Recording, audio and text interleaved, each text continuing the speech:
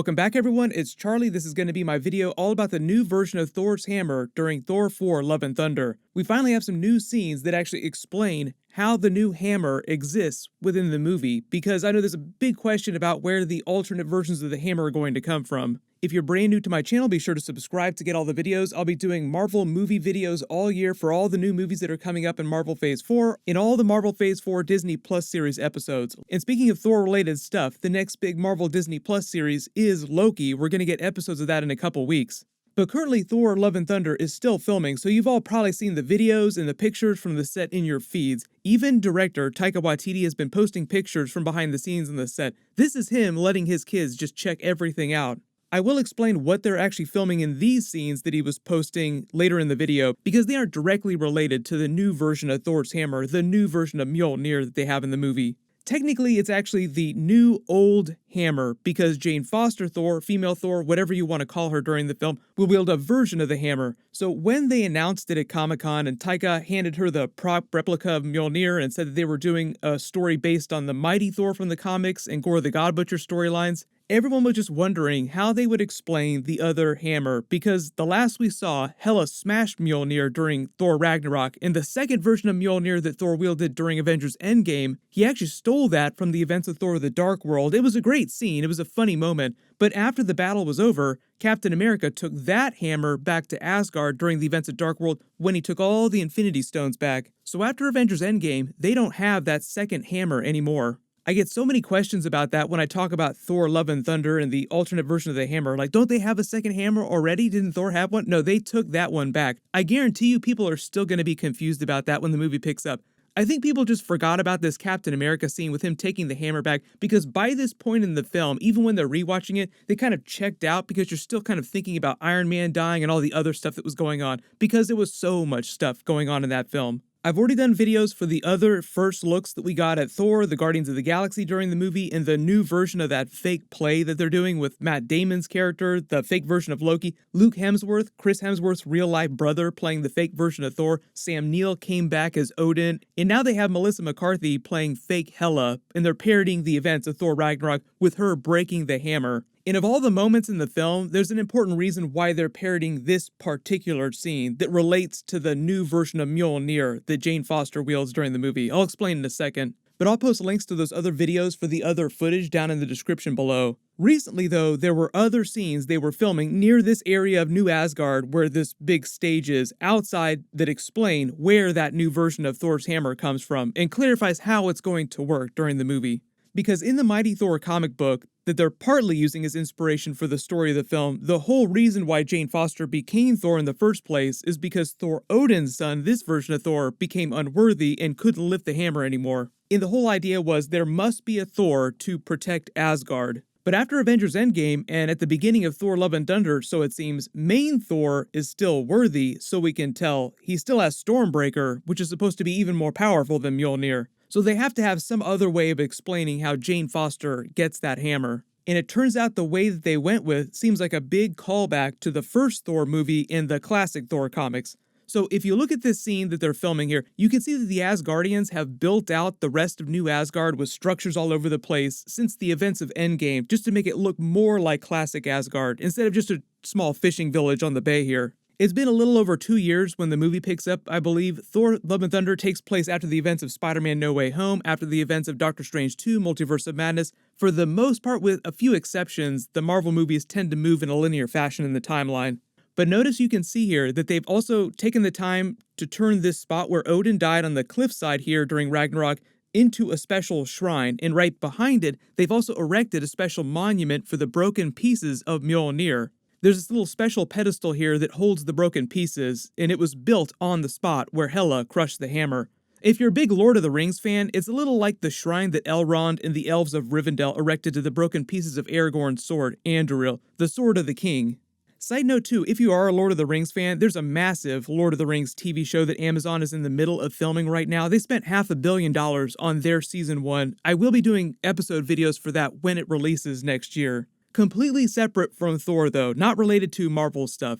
And in this scene where they're filming with Natalie Portman's Jane Foster, you can see she's wearing just jeans, t-shirt, jacket, very casual clothing. but they have her floating in the air with her arms flapping around, and it seems like this is Jane Foster becoming female Thor for the first time, and she's just at this special shrine to the broken pieces of Mjolnir right next to the monument where Odin died. So just based on this evidence, it seems like the way they're explaining her becoming Thor and getting a version of the hammer is they're using the power of Odin's original enchantment on the hammer. Whosoever holds this hammer, if they be worthy, shall possess the power of Thor. I guess they're saying that just because Hela broke the hammer physically, she didn't destroy Odin's enchantment on it, and his spell was just so powerful that literally, when the hammer deems her worthy and she just happens to touch one of the broken pieces of Mjolnir, the enchantment repairs the hammer, reforms it, but also grants her most of the same powers as Thor, including a set of armor. The armor is also another reference to that first Thor movie. Remember the end of the first movie when he becomes worthy again? When he calls the hammer and grabs it, his armor forms around him through a magical spell. I'm sure there's also a scientific way of explaining where the pieces of the armor come from. Like, the armor isn't inside the hammer, it's a powerful enchantment that's just doing all the heavy lifting, just to make as many hammer jokes as possible. They haven't revealed what her armor is going to look like or if she'll have the alternate blonde hair that female Thor had in the comics. I'm not expecting it just because we already know that it's Jane Foster, and in the original Mighty Thor story that part of this is based on, they did the whole blonde hair thing as a way to hide her secret identity from comic book readers till later in the story. There's no reason to hide her identity during the events of this film. But just in terms of her actual appearance, when she's female Thor, when she's in the armor, think about the way that Valkyrie looks in her white armor during Ragnarok or during Endgame. She'll be probably about as big as that. When you're talking about relative power levels, the funny thing about Asgardians, even people like Loki, who's obviously Frost Giant, is that even without ever having worked out a single day in their lives, never lifting weights, their genetics just make them way stronger, way more powerful than normal humans. That's how Loki is able to soak all that damage from the Hulk thrashing him. A normal person would pop like a balloon if the Hulk did that to them. It'd be like Homelander on The Boys, punching through people's faces, just making giant messes of gore. That being said, amongst Asgardians, you still have vastly different levels of power. Like, there are normal Asgardians who are still super strong and resilient compared to humans, but Thor, for example, is a lesser god, like a legit lesser god in a cosmic sense, so he's way more powerful than normal Asgardians. That's why even the fat version of Thor during the final battle in Avengers Endgame is still crazy powerful, dual-wielding against Thanos. He could still run as fast as Captain America without breaking a sweat, even before he lost all that weight. And just because Mjolnir deems Jane Foster worthy and reforms for her, that doesn't necessarily confirm anything about Thor's actual story during the film. But in the comics, he becomes unworthy, and that's the whole twist. It was actually Nick Fury's fault that he became unworthy too. And because we have Gorr the God Butcher in the movie, the whole reason why Nick Fury made him unworthy or made him feel unworthy was that during this big fight that they were having in a previous comic book event, he whispers in Thor's ear and says, "Gorr was right." And on the spot, Thor just drops the hammer, and it sat there until Jane Foster came along later during the Mighty Thor storyline and picked it up and became female Thor. What Nick Fury meant, though, when he said Gorr was right, was the whole idea that during the Gorr the God Butcher storyline, which obviously is informing another big part of the movie, was that the gods, people like Thor, don't actually care about their subjects. They don't care about helping people. Gorr felt like the gods only cared about themselves, and thus they didn't deserve to exist. That's why he went on his campaign of trying to kill them all. Christian Bale, playing Gorr the God Butcher during the movie, can't wait to see what he's actually going to look like. We've actually seen him on set getting ready to film his scenes. He did shave his head. I'm assuming some of his appearance will be a little bit motion capture, because even if Gorr's face in the movie looks like Christian Bale's face, there's no way they could do all Gorr's powers with the Necro Sword and the way his cloak works without using some motion capture. But the early theory now for all these different hammers is that what happens is Thor just happens to be away from Earth when Gorr first arrives at New Asgard to kill all the gods that he can find, and because Asgard is without their protector, so to speak, that's why Odin's enchantment works for Jane Foster Thor, because while she's nearby, she also happens to be touching Mjolnir just offhandedly and happens to be deemed worthy while Gorr is in the process of attacking. So it's one of those situations where the hammer just uses this sort of magical algorithm and says, okay, you fulfill all the requirements, bam, you are here, you will protect Asgard. So post all your theories in the comments below. What do you think Thor is doing when Jane Foster is in the process of becoming a version of Thor?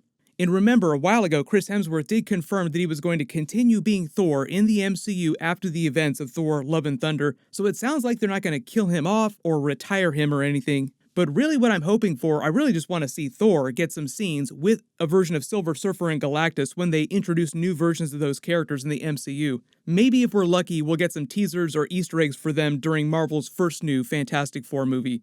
Just to explain the scenes that Taika was posting on his Instagram and his Twitter account, these are all behind the scenes of them filming really cosmic scenes. They're using the giant video wall technology that they used on The Mandalorian. Taika Waititi obviously directed on The Mandalorian. He also played IG-11.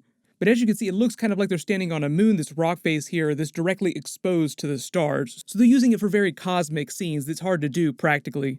But what's going to happen is we'll get a couple more Loki trailers in the next couple of weeks, so I'll do videos for all that stuff as we get ready for the Loki episodes. While you wait for everything, click here for my other Thor 4 Love and Thunder first look videos and teasers, and click here for my new Doctor Strange 2 Ghost Rider video. Thank you so much for watching, everyone stay safe, and I'll see you guys tonight.